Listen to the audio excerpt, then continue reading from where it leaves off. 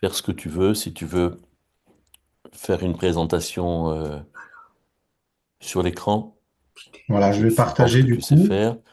Je sais Oui. pas si tu as mis ton micro, si, oui, ça va. Est-ce On qu'on silence, m'entend? ça y Est-ce est. qu'on m'entend On bien? t'entend très bien, oui. On t'entend très bien. Ok, parfait. Alors, je vais partager mon écran. Hop, et vous allez me dire si ça correspond, si tout le monde voit bien. C'est parfait. Tu vas le lancer en plein écran, bien sûr. Voilà. S'il veut bien démarrer. Il a l'air de ramer un petit peu.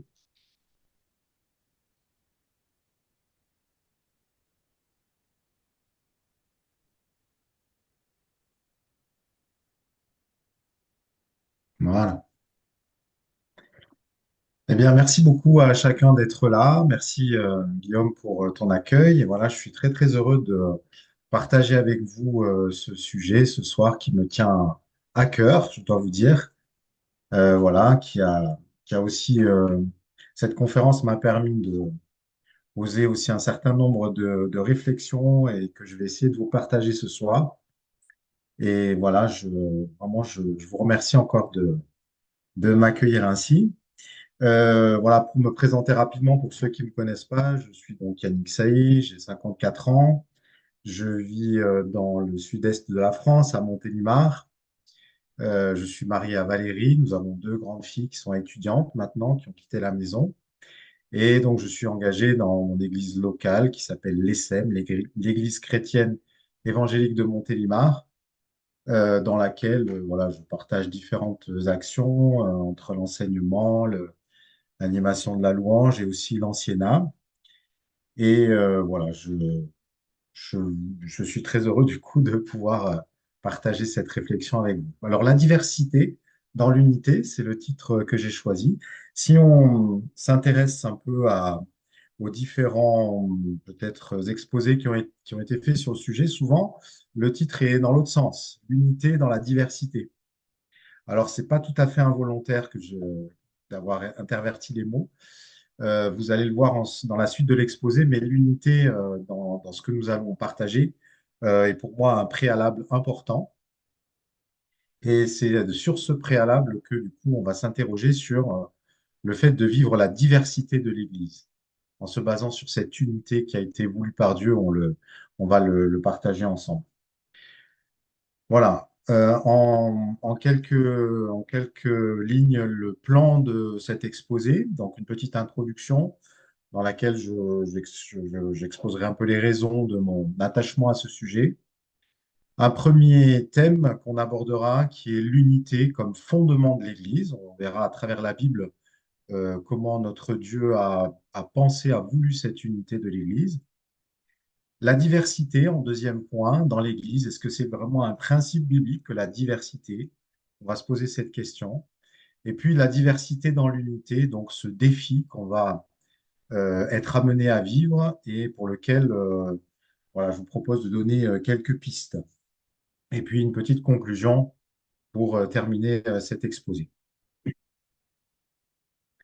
Alors en introduction, vous voyez, je suis enseignant en mathématiques et du coup, j'aime bien les numérations. Donc un, 2, 3, c'était un petit peu pour un moyen mnémotechnique pour retenir, vous partager plutôt ce qui a motivé un peu ma réflexion. D'abord, une prise de conscience. Pour moi, elle remonte à loin, peut-être maintenant, ça fait plus de 30 ans, quand j'étais étudiant dans la ville de Lyon. J'ai commencé, je me suis lancé ce petit défi de lire la parole de Dieu dans différentes versions, ce qui était déjà un premier pas, on va dire, vers la diversité peut-être. Et en même temps, j'ai écouté et découvert avec bonheur certains orateurs de l'époque qui avaient un vécu très on va dire, étoffé de l'unité de l'Église dans sa diversité. Voilà, je cite deux noms qui m'ont particulièrement marqué dans les conférences que j'écoutais à l'époque. Bon, c'était des cassettes qu'on faisait tourner sur nos petits appareils. On était encore au XXe siècle.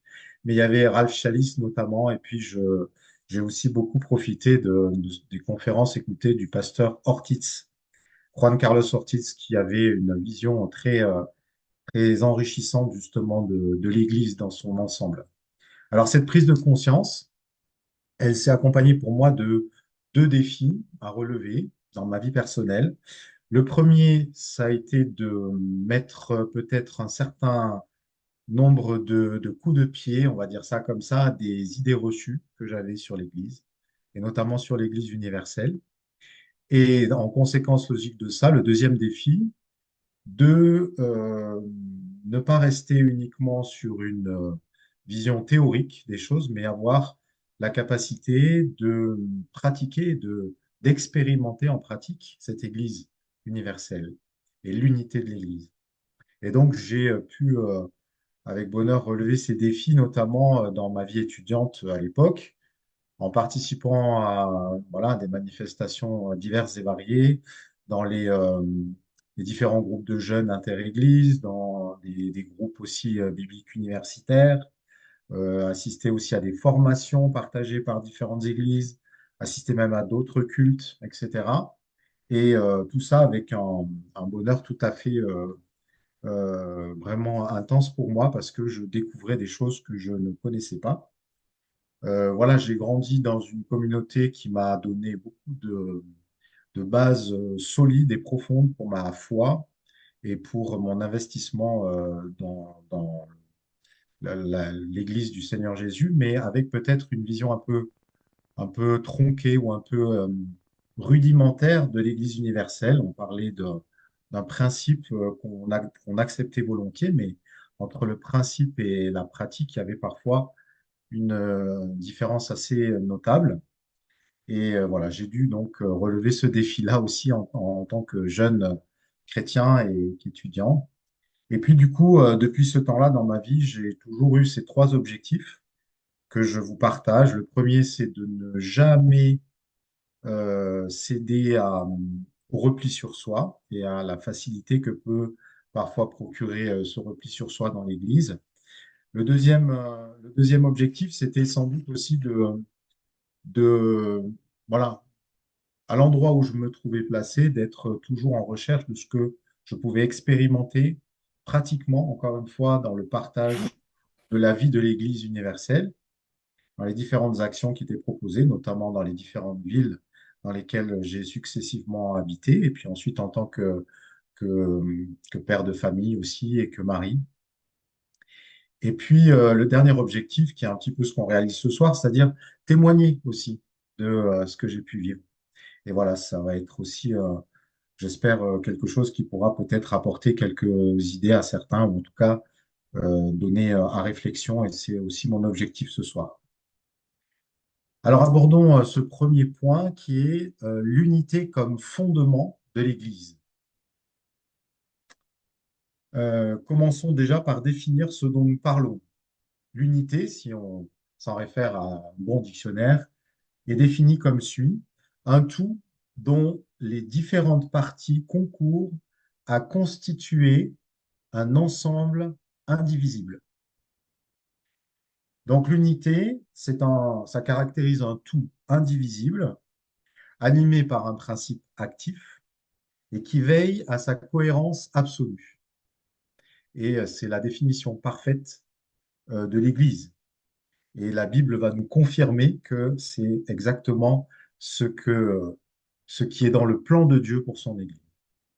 Alors, je remercie au passage l'IEB aussi pour la mise en ligne des différentes conférences qui ont eu lieu pour des gens occupés un peu comme moi. Des fois, on n'a pas le temps d'être là en direct, mais du coup, on peut visionner après coup. Et j'ai particulièrement apprécié voilà, une approche qui a été donnée par Frédéric Jean récemment sur le thème de la scène et qui disait pour qu'une vérité biblique soit bien affirmée, il y a plusieurs témoignages bibliques qui sont requis, celui des évangiles, celui des actes des apôtres et aussi celui des épîtres ou des enseignements des apôtres. Alors, ce qu'on pourrait appeler la mention euh, testamentaire, si on parle des paroles de Jésus, la mention historique, si on parle des actes, et puis la mention théologique, si on parle des épîtres et donc de l'enseignement qu'on reçoit à travers ces épîtres. Et j'ajouterai peut-être encore deux dimensions, la dimension vétérotestamentaire, donc la référence dans l'Ancien Testament, Et je pourrais appeler ça aussi la mention apocalyptique, on pourrait dire, dans le sens où la projection qu'on peut avoir aussi de cette unité, ou en tout cas l'image qu'on peut avoir de cette unité dans l'Apocalypse, on va en voir quelques extraits. Alors, le premier point, c'est la confirmation testamentaire. On lit ensemble cet extrait de l'Évangile selon Jean, au chapitre 17, une, euh, une prière de Jésus qu'on connaît bien tous, mais qui est d'une richesse extraordinaire pour nous. Ce n'est pas seulement pour eux, pour mes disciples sur la terre que je te prie, dit le Seigneur Jésus, c'est aussi pour ceux qui croiront en moi grâce à leur parole. Je te demande qu'ils soient tous un.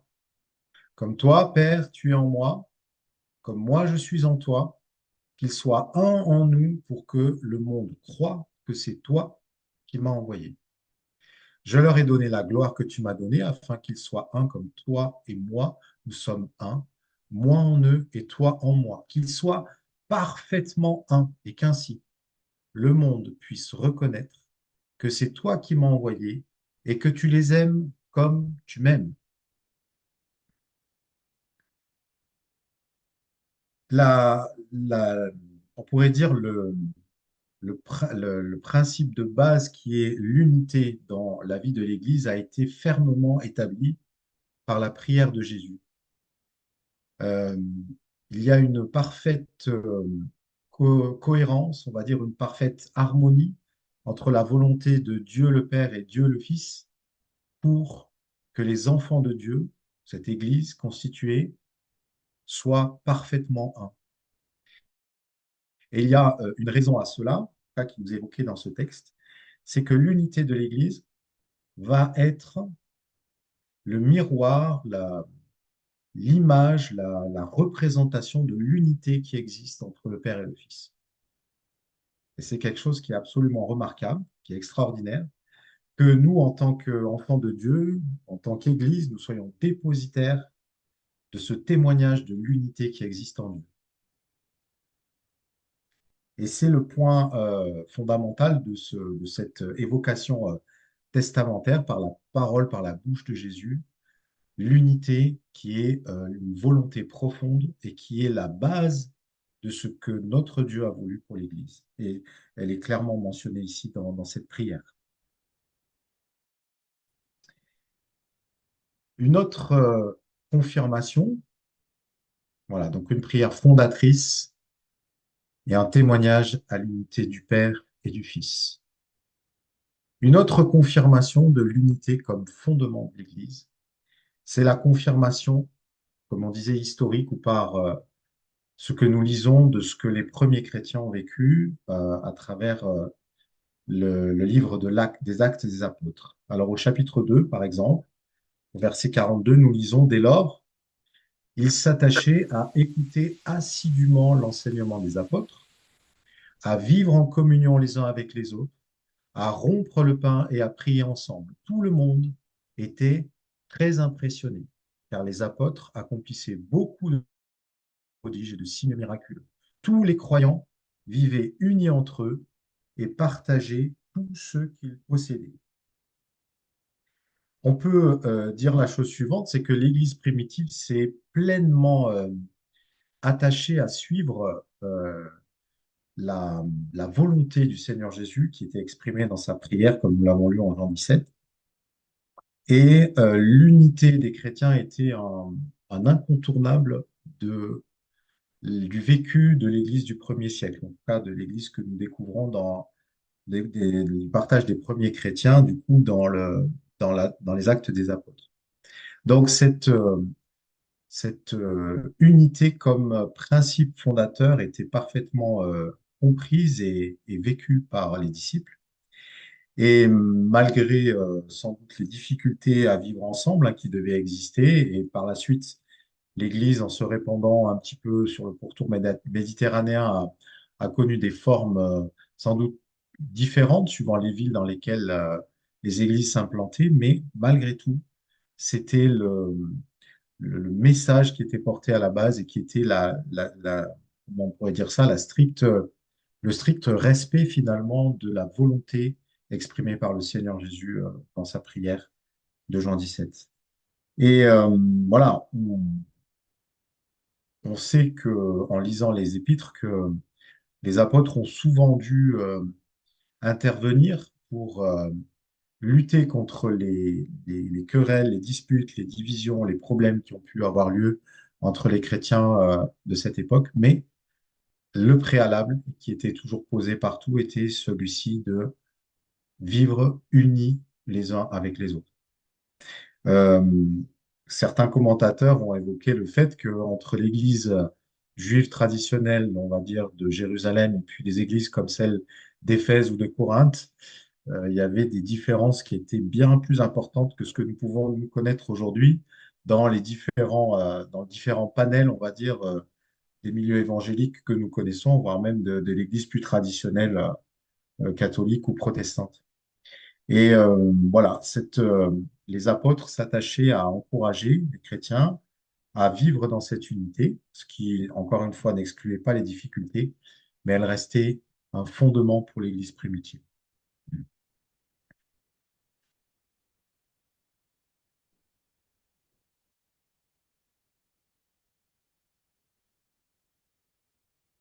On rajoute à cela d'ailleurs hein, que, comme c'est mentionné aussi ici, le vécu de ces chrétiens du 1er siècle était un témoignage puissant à l'Évangile, hein, et on voit à plusieurs endroits combien de personnes sont bouleversées, sont touchées par le témoignage de ces chrétiens, et c'est donc un témoignage aussi puissant à l'Évangile.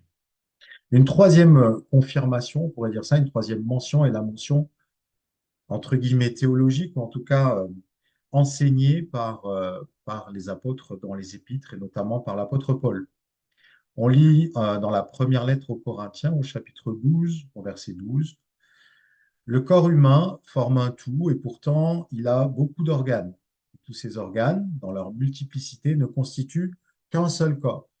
Il en va de même pour ceux qui sont unis à Christ. En effet, nous avons tous été baptisés dans un seul et même esprit pour former un seul corps, que nous soyons juifs ou non juifs, esclaves ou hommes libres.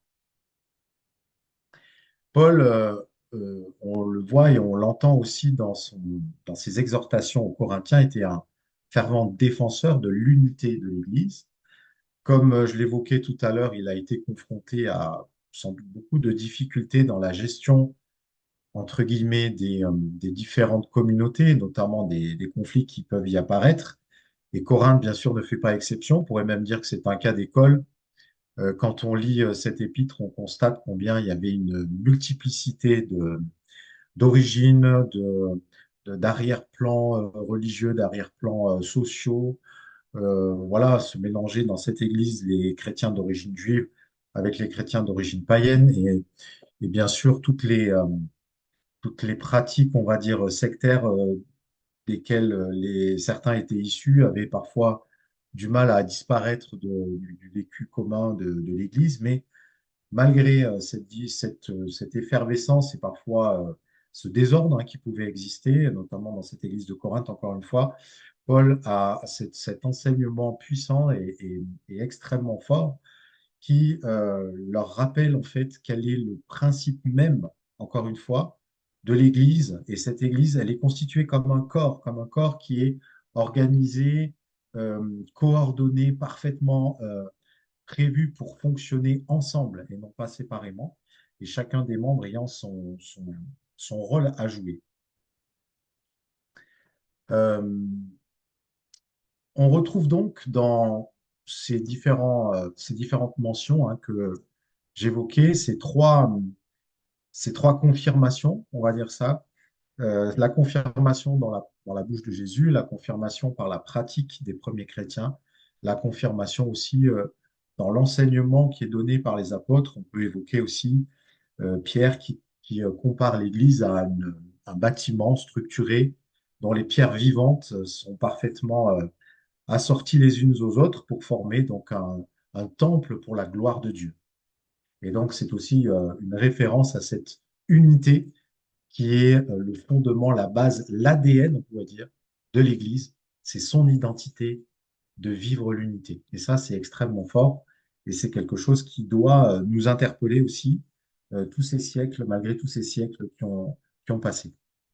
Je rajoute une petite remarque, voilà, qui parlera peut-être à certains. On entend parfois parler du principe de l'unité du corps. Et voilà, j'aurais tendance à dire que c'est quelque chose qui est bien au-delà d'un principe. Un principe laisse parfois peut-être l'idée que il va être contourné ou en tout cas relativisé. Et là, c'est vraiment un fondement. C'est beaucoup plus fort qu'un principe. Hein, en principe, je vais faire ci ou ça, et peut-être que je le ferai pas, alors que c'est pas du tout ce qui est proposé ici. Hein. L'unité, c'est vraiment un des points fondateurs de l'Église. Et ça, il faut qu'on se le dise et qu'on ait la conviction que c'est le message aussi de la parole de Dieu. Je disais que cette confirmation de l'unité comme fondement de l'Église, on peut la trouver aussi en image ou en miroir, on pourrait dire ça, dans l'Ancien Testament. Et je vous propose la lecture d'un psaume qu'on connaît bien aussi et qu'on a plaisir souvent à partager dans nos cultes ou dans nos réunions d'église. Ce cantique, donc, pour la route vers la demeure de l'Éternel, qui est de David, le psalmiste, donc cantique des degrés ou cantique qui était chanté quand on montait, du coup, rendre culte dans qu'il est bon et qu'il est agréable pour des frères de se retrouver, de se trouver, de demeurer, dit la version Darby. Je précise que les extraits que je vous propose sont pris dans la version Summer pour une certaine fluidité du texte. Mais le- la traduction Darby notamment donne ce mot plus fort de demeurer qui est sans doute plus proche du sens du texte originel de Psaume 133 de demeurer ensemble. C'est comme l'huile parfumée répandue sur la tête qui descend sur la barbe d'Aaron et coule jusqu'au bord de ses habits. C'est comme la rosée qui descend de l'Hermon sur le mont de Sion. C'est là que l'Éternel accorde sa bénédiction et la vie pour toujours. Je pense qu'on a peut-être aussi un certain nombre d'entre nous à chanter ce chant. Là, personnellement, on l'a encore partagé dans notre église ce dimanche. Imne Matov Manaim, Shevet Haim Gamiat, ce qui donc en hébreu est la citation de ce psaume. Alors, les commentateurs aussi insistent pour dire que les termes qui sont employés ici sont extrêmement forts et reflètent une idée très très puissante en fait de l'unité des frères israélites évidemment dont il est parlé ici, mais nous, on va dire, nous endossons volontiers cette exhortation du psaume 133 en se disant que dans sa cohérence, notre Dieu a le même projet pour son peuple céleste et son peuple terrestre. Et donc, cette unité des frères qui était encouragée dans le peuple d'Israël est bien entendu aussi celle que notre Dieu nous encourage à vivre aujourd'hui avec des mots donc, qui sont forts. Hein. C'est qu'il est bon, on pourrait dire qu'il est jubilatoire, qu'il est agréable, qu'il est ravissant pour des frères de demeurer, d'être ensemble, de demeurer dans le sens de... Il y a cette permanence aussi hein, qui est évoquée ici. Voilà. Et cette huile qui est le symbole de la bénédiction qui est donnée sur Aaron, notamment ici, mais globalement dans son sens général. Et donc le symbole de la bénédiction hein, qui coule sur ses frères réunis et donc par analogie aussi sur l'Église. On lit à ce propos, et c'est pas tellement le sujet, mais je fais un petit aparté là-dessus parce que en creusant du coup ce thème, j'ai découvert aussi, par exemple, dans le livre d'Ézéchiel, un oracle que je vous lis, du prophète Ézéchiel, je l'ai pas noté ici, mais que je vous partage et qui est intéressant aussi. Ézéchiel dit au chapitre 37, au verset 15, l'Éternel m'adressa la parole en ces termes, Fils d'homme, prends un morceau de bois et grave dessus pour Judas, les Israélites qui en font partie. Puis tu prendras un autre morceau de bois, un morceau de bois pour Éphraïm, et tu inscriras dessus pour Joseph et pour toute la communauté d'Israël qui en fait partie. Ensuite, tu joindras les deux morceaux l'un à l'autre pour n'avoir qu'une pièce unique. en sorte que les deux morceaux n'en fassent qu'un dans ta main.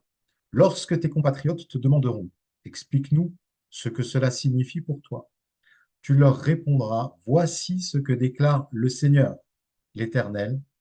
Je vais prendre le bois de Joseph qui est dans la main d'Éphraïm et les tribus d'Israël qui en font partie. Je le joindrai au bois de Juda et je ferai des deux un seul morceau. Ils seront un dans ma main. On connaît l'histoire du peuple d'Israël et notamment ce schisme entre les 10 tribus du nord et les 2 tribus du sud, de Juda, donc, Juda et Benjamin d'un côté et le reste des tribus d'Israël. Alors, on parle de ce qui s'est passé après la mort de Salomon en moins 900 à peu près. Et l'histoire nous apprend que ces 10 tribus du Nord ont progressivement un peu disparu, même on pourrait dire, se sont progressivement dissolues, on va dire, dans les différents peuples dans lesquels elles avaient été déportées et elles n'étaient plus identifiables au cours de l'histoire. Et j'ai eu l'occasion d'entendre une conférence du pasteur Taubois, Jean-Marc Taubois, qui malheureusement a disparu pendant la période Covid, mais qui est un vulgarisateur extraordinaire de l'histoire d'Israël et qui notamment expliquait comment, de manière extraordinaire, le peuple d'Israël progressivement aussi se reconstitue par la grâce de Dieu et comment les historiens et les rabbins juifs notamment ont redécouvert, alors ce serait trop long de tout détailler, mais c'est passionnant, ont redécouvert progressivement ces 10 tribus disséminées dans le monde entier, jusqu'en Chine, et certaines d'entre elles étant déjà la démarche du retour vers Israël. Et donc aussi dans son plan pour son peuple terrestre, Dieu a ce projet de l'unité des frères et qui est retranscrit dans ce psaume 133. Et un jour, la prophétie est là pour nous dire que le peuple de Dieu sera parfaitement réuni, le peuple terrestre de Dieu.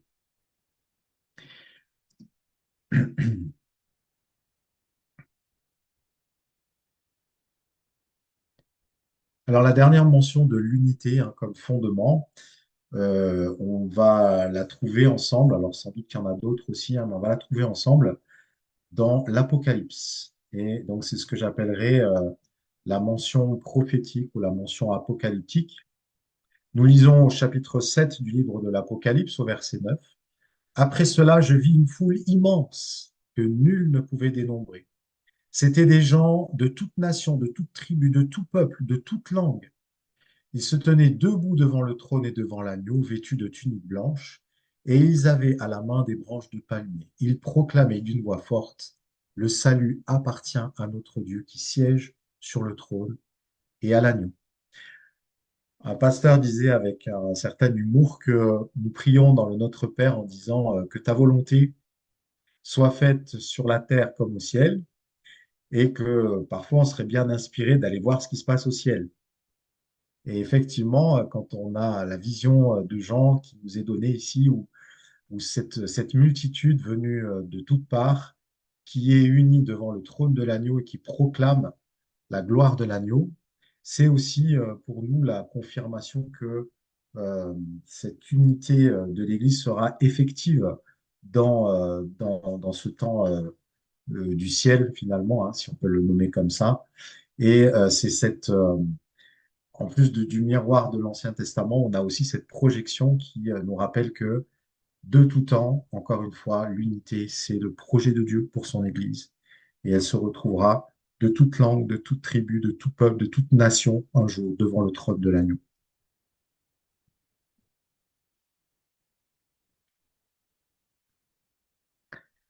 L'unité, donc, qui est le fondement de l'Église. Je l'ai répété plusieurs fois et j'y tiens parce que euh, on a tendance parfois à penser, ou en tout cas on pourrait penser que l'unité est à construire. Et encore une fois, c'est plutôt une base, une composante complète de l'identité de l'Église sur laquelle nous pouvons nous appuyer pour vivre l'Église. Et c'est un petit peu différent de le voir dans ce sens, et ça rejoint encore une fois ma remarque sur le titre que j'avais proposé. L'unité, c'est notre bases, c'est ceux dont on va partir pour ensuite vivre l'Église. Et c'est bien différent, je pense, comme perspective que de celle d'avoir une sorte de volontarisme qui, à partir de quelque chose de dissocié, voudrait constituer une unité. L'unité, elle existe, elle est là, elle est dans le plan de Dieu. Simplement, la difficulté, bien entendu, pour nous, c'est d'arriver à la vivre selon ce que Dieu veut. Mais n'oublions pas qu'il l'a voulu ainsi et qu'elle existe, elle fait partie, encore une fois, de ce plan de Dieu. Et c'est l'Église est basée sur l'unité des chrétiens. Alors, pour finir sur ce point-là, deux mots que je souhaitais vous soumettre aussi et qui sont à différencier, je pense, du mot unité et qui sont du coup à prendre avec prudence parce que parfois on pourrait confondre aussi l'unité avec ces deux mots. Le premier d'entre eux, c'est le mot uniformité. Selon le dictionnaire, l'uniformité, c'est le caractère de ce qui est semblable dans toutes ses parties. Alors, on a fait une allusion tout à l'heure au texte de Corinthiens, sur lequel on reviendra pour parler de la diversité, mais l'uniformité n'est pas a priori la caractéristique de l'Église. Et encore une fois, les témoignages des églises des premiers siècles sont là pour nous dire que c'est ce qui était vécu était tout sauf de l'uniformité. Alors, qui se ressemble s'assemble. On connaît ce vieil adage qui a quand même une certaine réalité. Soyons aussi honnêtes dans nos églises. Et pour autant, voilà, même si le mot uniformité n'est pas complètement à jeter à la poubelle, parce qu'on comprend que avoir une certaine uniformité dans la façon de se comporter, dans les objectifs aussi qu'on peut avoir, donne une facilité au vivre ensemble. Simplement, on va dire l'avertissement, ou en tout cas le point sur lequel peut-être il faut qu'on insiste, c'est le fait que l'uniformité n'est pas, ne fait pas partie des bases de l'Église comme l'unité, qui au contraire accueille la diversité. L'unité, on pourrait même dire, elle est intrinsèque, ou en tout cas, elle accompagne intrinsèquement la diversité du peuple de Dieu qu'on a évoqué aussi tout à l'heure dans le texte de l'Apocalypse, hein, de toute langue, tout peuple, toute nation. Alors, cette diversité, on en parlera tout à l'heure encore une fois, mais l'uniformité, pardon, pourrait parfois être confondue avec l'unité. Et cette uniformité qui a un certain confort, il faut bien le reconnaître, peut, si elle est unilatérale et si elle est vécue comme un principe de fonctionnement d'une Église, devenir un frein à la dynamique de l'Église. Et c'est bien sûr le cas quand on parle d'une Église locale, mais aussi quand on parle de l'ensemble des Églises qui composent l'Église universelle aujourd'hui.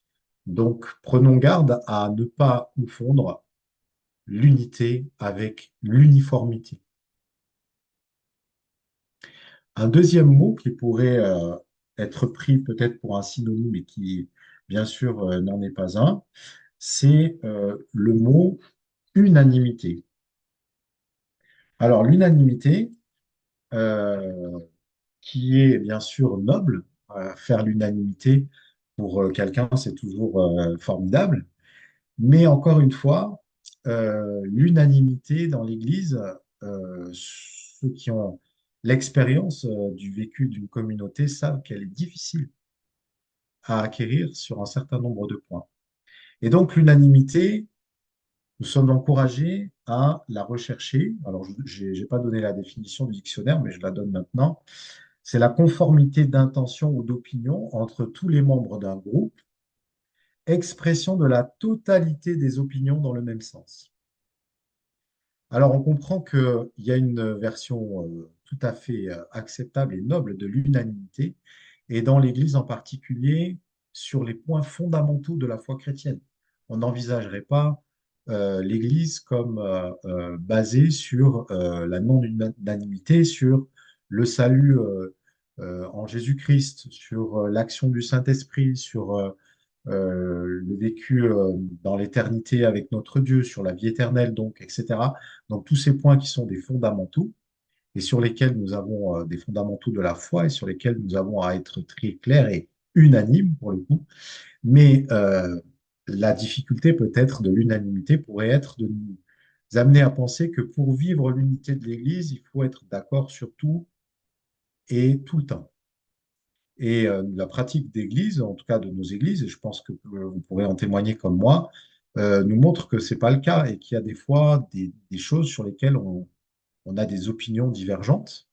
Mais, et c'est là ce qui est extraordinaire dans le plan de Dieu, c'est que cette divergence qui fait que nous ne sommes pas unanimes sur tout, et notamment sur des points de détail, je prends des choses triviales, mais pour que ça éclaire un peu notre pensée, la disposition des chaises ou des bancs dans le local de l'église, la peinture qu'on va mettre au mur, peut-être même sur des choses un peu plus liées à notre culte, sur la manière qu'on va avoir de chanter avec ou pas de la musique, ou etc. Voilà, je prends volontairement des exemples un peu triviaux, mais qui, on le sait, peuvent être source de discorde parce que justement, on va penser que pour vivre l'unité de l'Église, il faut qu'on soit unanime sur ces points-là. Et si on a ce principe de vouloir avoir l'unanimité sur tout, eh bien, on risque de l'avoir sur rien. Et donc, il faut être attentif à être unanime, encore une fois, sur les points fondamentaux qui font notre foi chrétienne. Avoir cette bienveillance et cet accueil aussi de l'opinion des autres sur les points qui sont moins fondamentaux et qui ne vont pas remettre en question la foi en Jésus-Christ.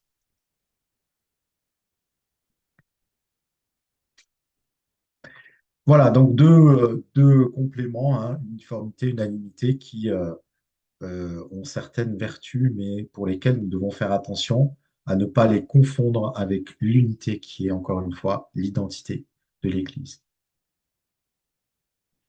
Alors, nous avons évoqué l'unité et nous parlons maintenant de la diversité.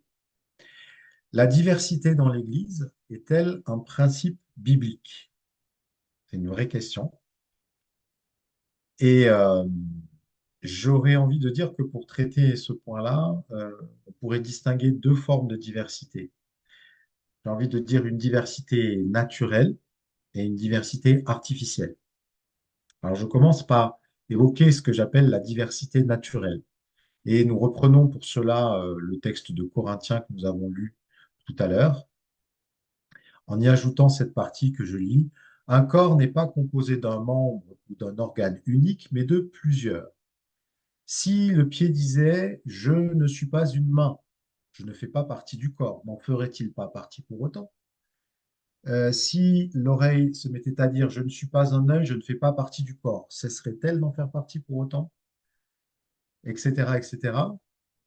Si tout le corps était un œil, comment ce corps entendrait-il? Si tout le corps se réduisait à une oreille, où serait l'odorat? Et donc, chacun a été placé dans le corps avec sa particularité, et Dieu les a placés comme il l'a trouvé bon. Car s'il n'y avait en tout et pour tout qu'un seul organe, serait-ce un corps? La lettre aux Romains reprend cette idée, et notamment en parlant des dons qui ont été proposés, qui ont été réservés à chacun. Dieu nous a accordé par grâce des dons différents. Et puis donc cette évocation de l'Apocalypse avec ces nations qui venaient de toute tribu, de tout peuple et de toute langue.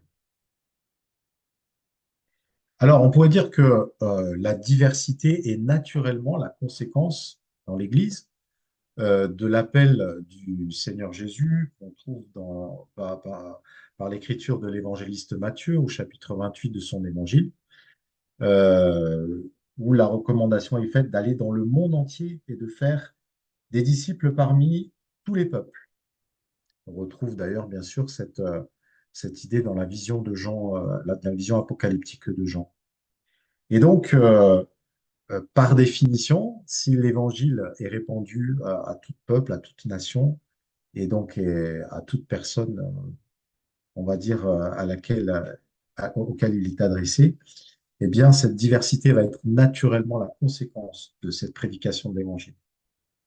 Et donc, en ce sens-là, cette diversité sociale, cette diversité culturelle, cette diversité aussi au niveau de l'âge, cette diversité peut-être même dans les formes familiales, dans les dons évidemment spirituels qui sont attribués aux uns aux autres, c'est la richesse de l'Église. Et donc cette diversité, non seulement c'est un principe biblique lié encore une fois à la prédication de l'Évangile, mais c'est aussi un fondamental de la vie de l'Église. Et cette richesse exprimée par cette diversité va avoir du sens et va être propice à l'Église, on va dire, quand elle est vécue justement dans la complémentarité.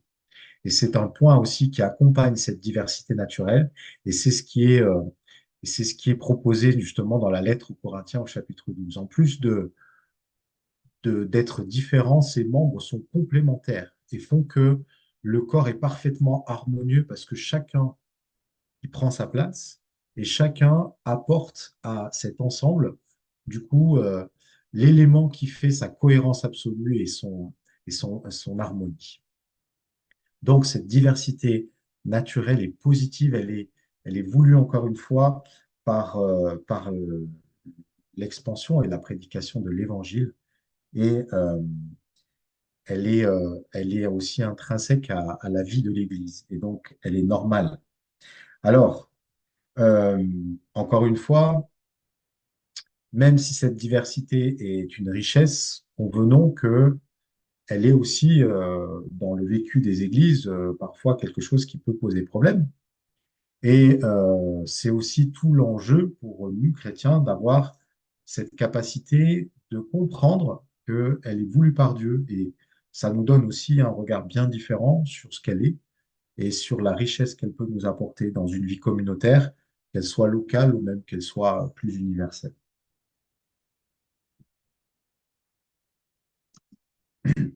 Donc, la diversité est voulue par Dieu, elle est conséquence implicite de l'expansion de l'Évangile et elle est nécessaire pour que le corps de Christ exerce toutes ses fonctions dans la complémentarité. Alors, cette diversité naturelle est bien entendu un principe qui est euh, inhérent à la vie de l'Église. Mais, et il y a un mais malheureusement, il existe aussi une diversité qu'on pourrait dire artificiellement créée et qui malheureusement est source de division. Et je crois que pour avoir une vision saine de ce qu'est l'unité dans l'Église, il nous faut aussi avoir cette capacité de reconnaître que, il y a une diversité ou une démultiplication qui n'est pas toujours à la gloire de Dieu. Nous lisons dans la lettre aux Corinthiens, au chapitre 1, verset 10, Paul qui adresse cette sévère réprimande aux Corinthiens. Il faut cependant, frères et sœurs, que je vous adresse une recommandation instante.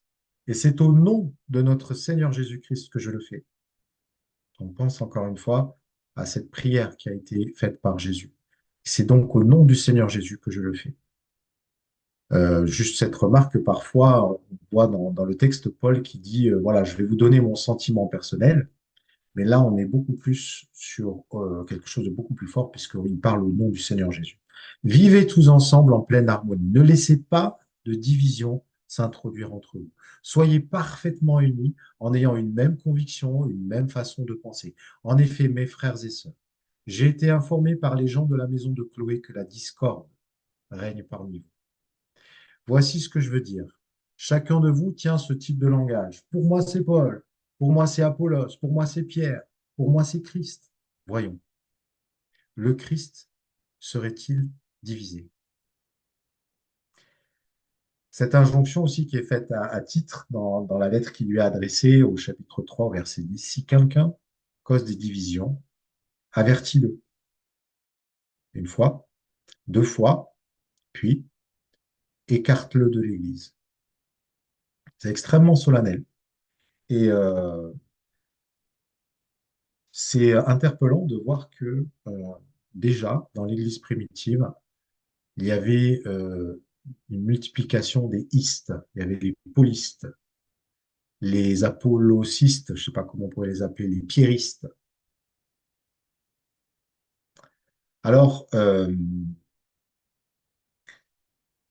voilà, on évoque ceci avec une certaine retenue parce que quand on considère l'Église comme elle est présentée aujourd'hui au monde et à ceux qui nous entourent, Voilà, si on fait la liste de tous les istes qui existent, c'est quand même assez interpellant et ça nous renvoie à ce texte corinthien.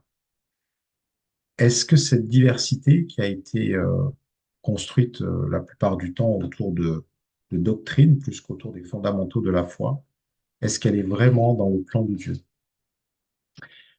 Si on refait un petit point d'histoire, hein, pendant plusieurs siècles, au début de l'ère chrétienne, l'Église a maintenu ce principe de l'unité qui avait été posé par les pères fondateurs, notamment par les apôtres. Alors, on ne veut pas aussi, comment dire, idéaliser le passé. Et on sait très bien qu'il y a eu de multiples tensions, même déjà dans les premiers siècles, avec des formes d'hérésie qui apparaissaient contre lesquelles les différents conciles ont été posés pour lutter justement contre ces hérésies. Mais bon an, mal an, on peut considérer quand même que sur les 10 premiers siècles, on va dire, de l'histoire de l'Église, on a maintenu en tout cas cette volonté d'unité en ayant un certain nombre voilà, de points de repère historiques aussi qui ont été posés pour l'Église pour qu'elle ait conscience du fait qu'elle était une et indivisible.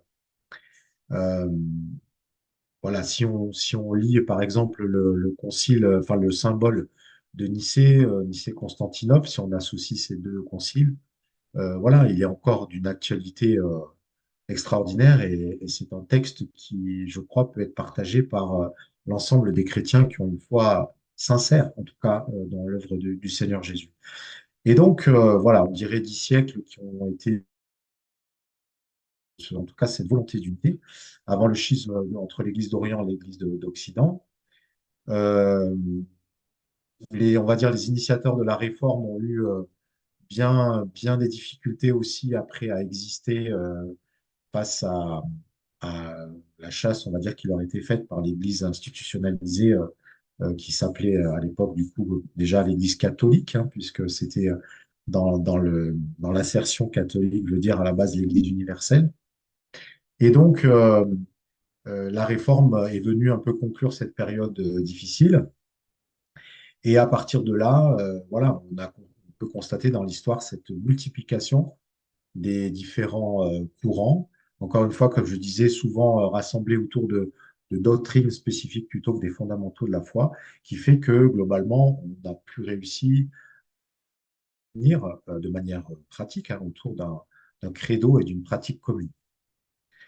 Alors, voilà, je pense que l'histoire est là et bien entendu l'actualité est là aussi, donc nous devons vivre avec et c'est aussi la suite de mon propos, mais je pense que en tant que chrétien, en tant que communauté aussi, même en tant que mouvement peut-être d'église, en tant que famille d'église, euh, il est de notre devoir de considérer que nous avons failli, en tout cas par rapport à la volonté initiale de Dieu, dans le maintien de cette unité indivisible de l'Église.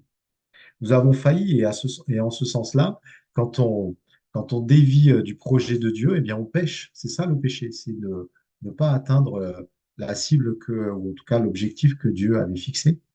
Et donc, voilà, je pense que c'est important que nous ayons cette conscience, cette forme de contrition peut-être sur cette multiplicité qui n'est pas toujours le témoignage de l'unité de l'Église avec laquelle nous devons vivre et avec laquelle nous pouvons vivre, sans doute, mais voilà, que nous ayons conscience quand même que en ce sens-là, voilà, c'est ce kaléidoscope, on va dire, d'Église, pas toujours justifié, va à l'encontre du plan initial de Dieu. On a parfois ce chant qu'on chante aussi, un peu peut-être légèrement, qui dit si un jour Dieu nous accuse d'avoir été divisés, trouverons-nous des excuses à lui présenter? Alors la formulation est peut-être un peu excessive, mais elle nous interpelle quand même sur le fait qu'effectivement, notre Dieu peut au moins nous poser la question, mais quelle est la raison de cette division effective que vous montrez au monde?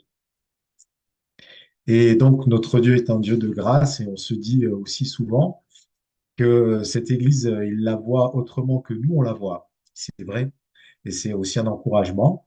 mais en même temps, voilà, ne nous réfugions pas non plus derrière ça pour acter les choses et faire comme si elles étaient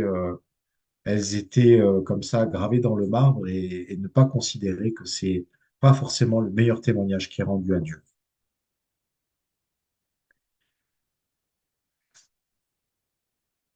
Je poursuis un petit peu la présentation. Et finalement, le constat qui est fait dans cette division, on va dire, cette diversité artificiellement créée qui n'est pas forcément toujours à la gloire de Dieu, c'est une forme de paresse relationnelle, se diviser plutôt que de se parler. Et c'est vraiment ce qui est retranscrit dans ce texte où finalement chacun va écouter un prédicateur plus qu'un autre, va se référer à l'un plus qu'à l'autre. Et plutôt que de communiquer, eh bien, dans ce sens-là, on va chacun créer sa chapelle et puis finalement entériner cette division de l'Église qui va aller en contresens de son ADN, encore une fois, qui est l'unité. Voilà, on est souvent aussi à la recherche dans cette diversité, on va dire, un peu forcée, d'un style d'église, peut-être plus que de vraiment les principes ou la foi fondamentale qui anime ces églises. Et, et, voilà, quand on observe, alors je m'excuse hein, pour ce panel, pour cette présentation qui est un peu plus négative, mais en même temps, je pense encore une fois qu'il est intéressant d'au moins de temps en temps faire un constat et d'avoir du coup ce constat pour nous aider à réagir peut-être et à réaffirmer la vérité biblique. Et voilà, cette multiplicité des ismes, comme je disais, ou des istes, révèle, il me semble aussi, une forme de... Alors, je ne sais pas comment je vais le verbaliser, mais une recherche finalement de comme si un petit peu chacun voulait faire son marché. Et parfois, on va vouloir aller s'identifier à une forme une forme ecclésiale ou en tout cas une définition de l'Église qui va finalement correspondre à un certain nombre de ressentis ou d'envies qu'on a plus que d'aller vers une Église pour y voir encore une fois la représentation de l'Église universelle et d'aller à la rencontre, non pas d'une forme ou d'un style qui nous plairait, mais plus de chrétiens et d'enfants de Dieu qui composent cette Église. Voilà. Et donc, c'est un avertissement aussi, je pense, parce que, comme je l'ai mentionné ici, la paresse relationnelle, encore une fois, parfois nous accompagne dans une tendance à créer une multiplicité, encore une fois, de chapelles pour éviter justement d'avoir à se parler l'un à l'autre et puis à construire ensemble quelque chose. Et voilà, c'est une tendance qui, j'espère, n'est pas forcément pas présente partout, mais on entend parfois dire que on crée des églises de maison à tour de bras autour de voilà d'un groupe qui va se dissocier d'un autre groupe pour une raison X ou Y et facilement en fait on crée une nouvelle église. Mais qu'est-ce que ça veut dire? Qu'est-ce que ça veut dire dans le cadre de l'unité de l'église? Est-ce que c'est vraiment la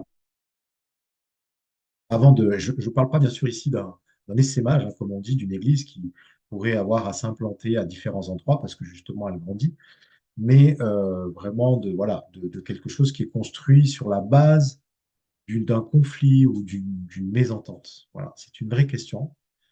Et du coup, en faisant cela, on sert cette diversité un peu artificielle qui, encore une fois, n'est pas toujours la gloire de Dieu.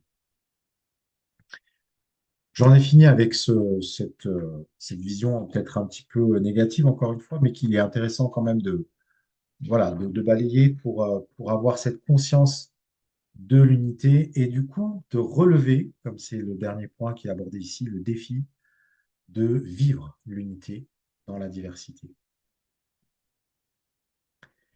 Alors, deux réactions par rapport à tout ce que je viens de raconter. La première, ça pourrait être le fatalisme. Bon, on fait le constat que ben, les choses sont ainsi.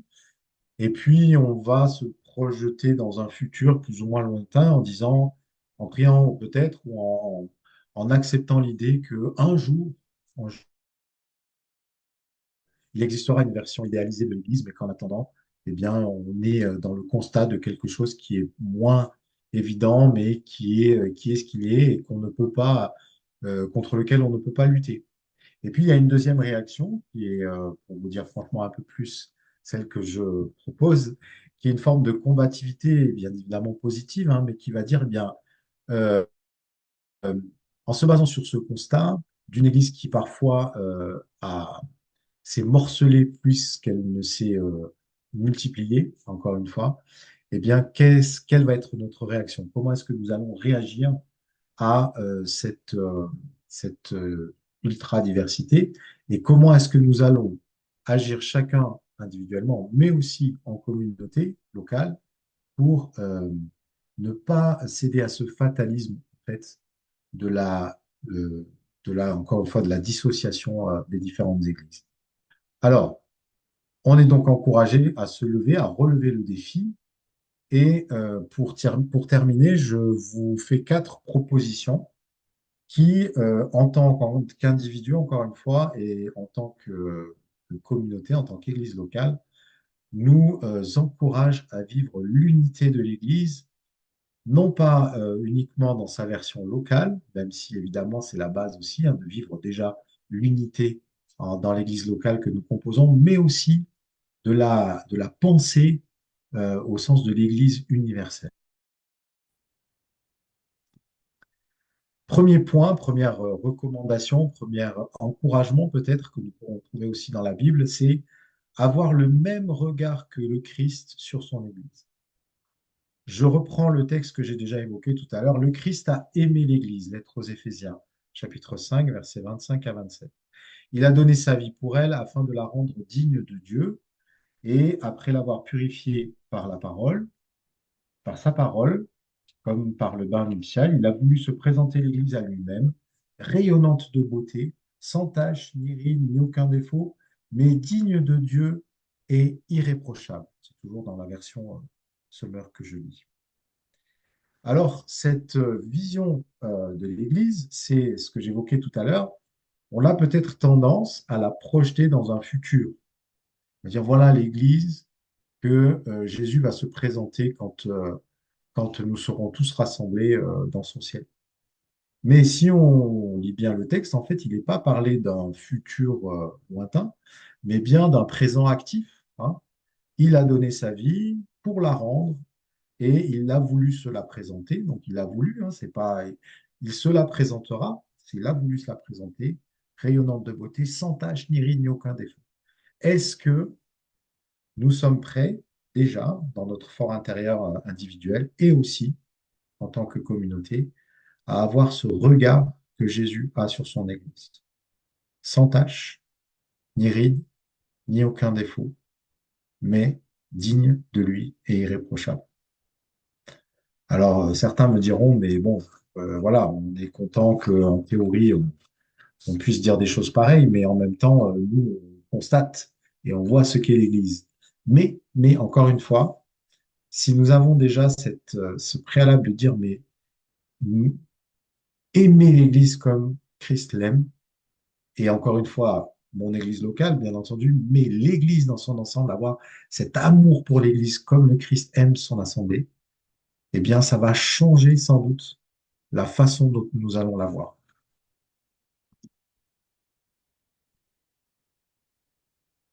Ce que je résume un peu dans cette formulation, refuser les a priori, aimer avant de connaître et connaître avant de juger. Premier point, avoir le même regard que le Christ sur son Église. Un deuxième encouragement, un deuxième point qu'on pourrait aborder aussi dans cette, ce défi de vivre la diversité dans l'unité, c'est communiquer. Je propose ce texte de la lettre aux Philippiens au chapitre 2. N'avez-vous pas trouvé dans le Christ un réconfort, dans l'amour un encouragement, par l'esprit une communion entre vous? N'avez-vous pas de l'affection et de la bonté les uns pour les autres? Ne faites donc rien par esprit de rivalité, parti, ou par un vain désir de vous mettre en avant. Au contraire, par humilité, considérez les autres comme plus importants que vous-même et que chacun regarde non ses propres qualités, mais celles des autres. Tendez à vivre ainsi entre vous, car c'est ce qui convient quand on est uni à Jésus-Christ.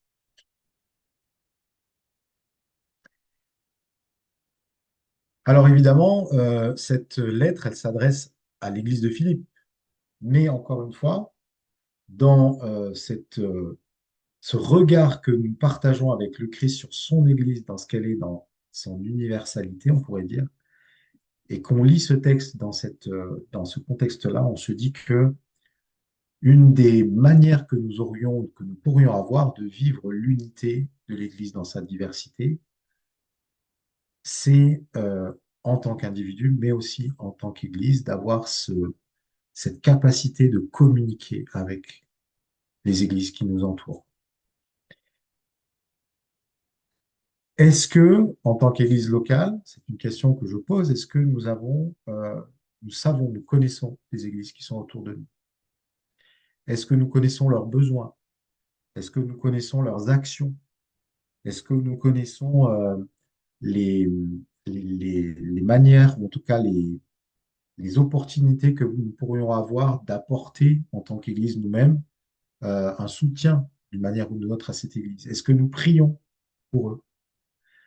Communiquer, être en capacité de connaître l'autre parce qu'on l'a rencontré.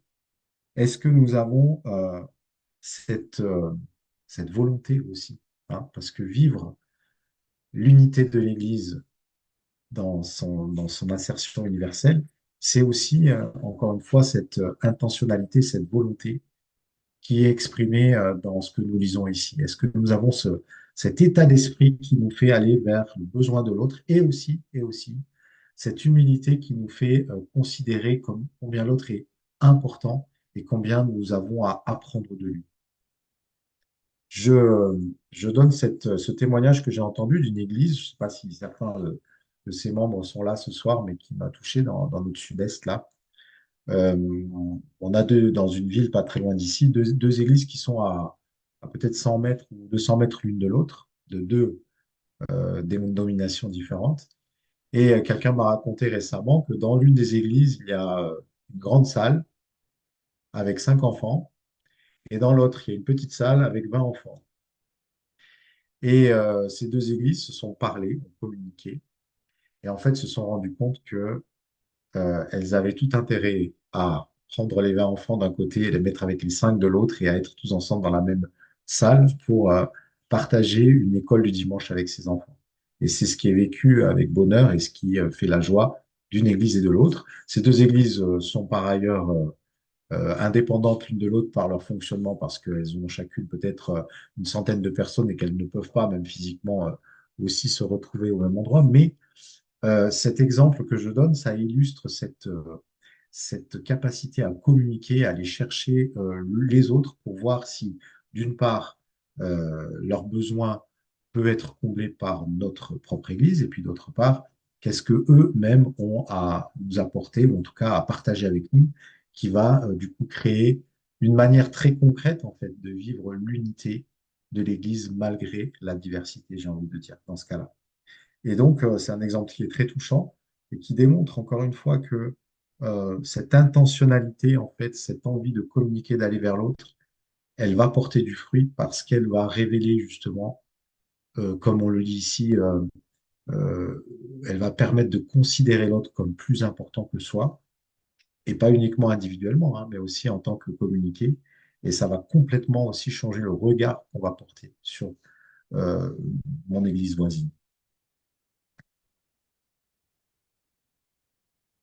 Un troisième point, donc la volonté d'aller vers les autres et d'être à l'écoute, disponible pour entendre, pour comprendre et pour partager, en résumé. Un troisième point qui peut nous aider à relever le défi de vivre l'unité de l'Église dans son insertion globale, universelle, c'est vouloir recevoir autant que donner. Alors, en pensant à cela, j'ai pensé du coup à ce texte que nous avons dans l'Évangile, hein, qui nous donne voilà, l'exemple en fait du prochain, en tout cas ce prochain qui va être là pour nous, on va dire, nous donner ce que nous n'avons pas, ou en tout cas nous rencontrer dans notre besoin. Et nous lisons du coup dans l'Évangile selon Matthieu, Maître, quel est dans la loi le commandement le plus grand? Jésus répondit, tu aimeras le Seigneur, ton Dieu, de tout ton cœur, de toute ton âme, de toute ta pensée. C'est là le commandement le plus grand et le plus important. Et il y en a un second qui lui est semblable. Tu aimeras ton prochain comme toi-même. On lit aussi cet extrait de l'Évangile selon Luc. Donnez et l'on vous donnera, etc. On emploiera à votre égard la mesure dont vous serez servi pour mesurer. Donnez et l'on vous donnera. On a, et même ça dépasse souvent le cadre chrétien, on connaît ce Samaritain qui a été le prochain de cet homme, qui a été laissé à demi-mort sur le chemin, sur la route entre Jérusalem et Jéricho. Mais est-ce que nous avons, en tant qu'Église aussi, réfléchi au fait que nous pourrions à la fois être le prochain d'une Église ou d'un groupe de chrétiens et que ce groupe de chrétiens soit notre prochain en tant qu'Église? Qu'est-ce que ça traduit, en fait, cette idée du prochain? Ça traduit à la fois le fait que le prochain, c'est celui à qui je fais du bien, et le prochain, c'est aussi celui qui me fait du bien. Et ça, je pense que c'est un état d'esprit fondamental quand on veut vivre de manière pratique l'unité de l'Église, et notamment, encore une fois, de manière un peu plus universelle que dans l'Église locale. Avoir la conviction que l'on peut recevoir autant, sinon plus, que ce que l'on donne. Avoir une forme ouais, d'humilité qui permet d'avoir cette démarche et de venir non pas avec encombré de toutes nos certitudes et de toutes nos affirmations, mais bien au contraire avec cette humilité qui va nous faire avoir cet état d'esprit de recevoir autant que de donner. Et la question nous est posée, est-ce que en tant qu'Église, nous avons aussi un prochain, une Église qui est notre prochain, que ce soit pour recevoir ou pour donner? Et comment dire, une règle de vie fondamentale si on veut vivre dans l'unité, la diversité de l'Église, c'est cette capacité à considérer qu'on peut recevoir autant que l'on peut donner dans l'Église universelle aussi. Un dernier point, avant d'aborder notre conclusion, c'est accepter de sortir de nos sentiers battus. Pas le plus facile. Alors, le texte que j'ai mentionné dans la première lettre aux Corinthiens, au chapitre 2, qu'on connaît bien, n'est pas à proprement parler cité pour évoquer justement ce défi de vivre l'unité de l'Église, mais quand même reste, je pense, un point important pour la vie du chrétien et donc aussi pour la vie de nos communautés. Comme le dit l'Écriture, il s'agit de ce que l'œil n'a pas vu, de ce que l'oreille n'a pas entendu, ce que l'esprit humain n'a jamais soupçonné, mais que Dieu tient en réserve pour ceux qu'il aime. Alors, je vais aborder un point qui aussi est une réflexion personnelle, mais comme je le disais, hein, j'assume peut-être une forme de subjectivité dans la présentation de ce sujet, mais que je pense quand même est un point important aussi dans nos vécus, c'est le fait que nous avons peur. Parfois, la peur nous anime plus que justement l'amour des autres. Et j'identifierai simplement deux peurs pour la soumettre à votre réflexion. La première, c'est la peur de perdre son identité. Et en tant qu'Église, c'est important aussi parce que souvent, c'est un frein en fait à vouloir vivre justement l'unité de l'Église. On a peur en partageant d'autres choses avec d'autres églises, de perdre ce qu'on est.